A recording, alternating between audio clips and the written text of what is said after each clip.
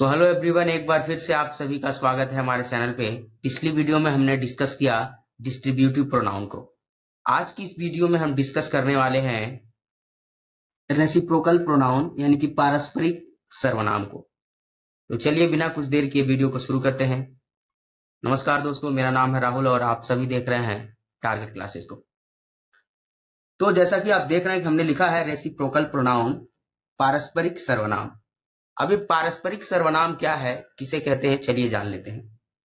Reciprocal pronouns are those words that are used to indicate a mutual relationship between two subject or object.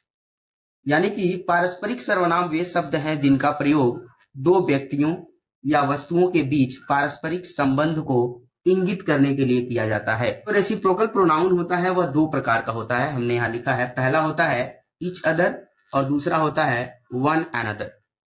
तो each का प्रयोग कहां करते हैं, सबसे पहले चलिए जान लेते हैं। हमने यहाँ पे कुछ सेंटेंस लिखे हैं, ईच अदर और वन अनदर। आपको सबसे पहले बता दें, ईच अदर का प्रयोग जो होता है उसका प्रयोग दो व्यक्तियों या वस्तुओं के बीच में जो पारस्परिक संबंध है उसको बताने के लिए किया जाता है। जैसे हमने एग्जाम्पल में लिखा है, my brother and sister help each other. मेरे भाई और बहन एक दूसरे का मदद करते हैं। तो एक दूसरे का मदद करते हैं, तो भाई और बहन केवल दो ही लोग हैं और दो लोगों के बीच परस्पर जो संबंध होता है वहां पे हम प्रयोग करते हैं, ईच अदर का प्रयोग करते हैं। तो ईच अदर जो है वह क्या हो गया, रेसिप्रोकल प्रोनाउन हो गया। दूसरा वाक्य है, Ram and Rohit hate each other. एक व्यक्ति है राम और दूसरा व्यक्ति क्या है, रोहित। तो दो व्यक्ति हैं, दोनों के पारस्परिक संबंध को बताने के लिए रेसिप्रोकल ईच अदर का प्रयोग किया जाएगा। तो दो लोगों के बीच पारस्परिक संबंध बताया जा रहा है, इसलिए ईच अदर का प्रयोग करेंगे।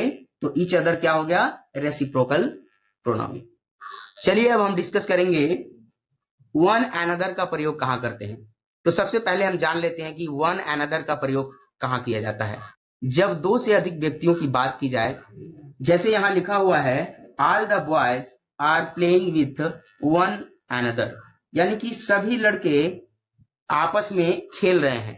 तो वन अनदर का प्रयोग क्यों किया गया है, क्योंकि दो से अधिक व्यक्ति हैं, यानी कि सभी लड़के, सभी लड़कों में ढेर सारे लड़के हैं, तो उनके साथ वन अनदर का प्रयोग किया गया है। तो वन अनदर क्या हो गया, रेसिप्रोकल प्रोनाउन हो गया। उसी के साथ नंबर 4 है, boys are talking to one another, यानी कि लड़के जो हैं एक दूसरे से बात कर रहे हैं। तो लड़के ज्यादा हैं तो एक दूसरे से बात कर रहे हैं, तो कई लोगों के पारस्परिक संबंध को बता रहा है। तो ये क्या हो गया, वन अनदर रेसिप्रोकल प्रोनाउन हो गया।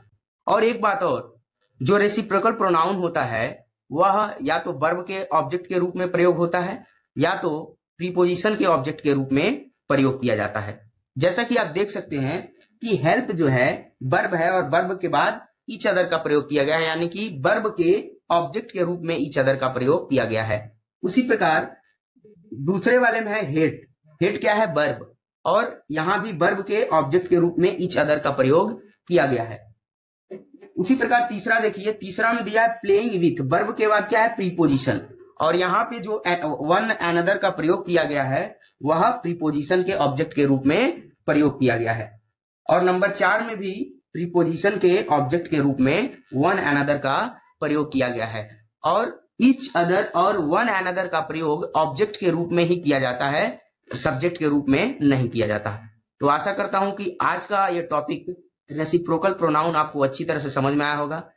तो मिलते हैं अगली वीडियो में प्रोनाउंस के और भी जो प्रकार बचे हैं उनके साथ। तब तक के लिए धन्यवाद।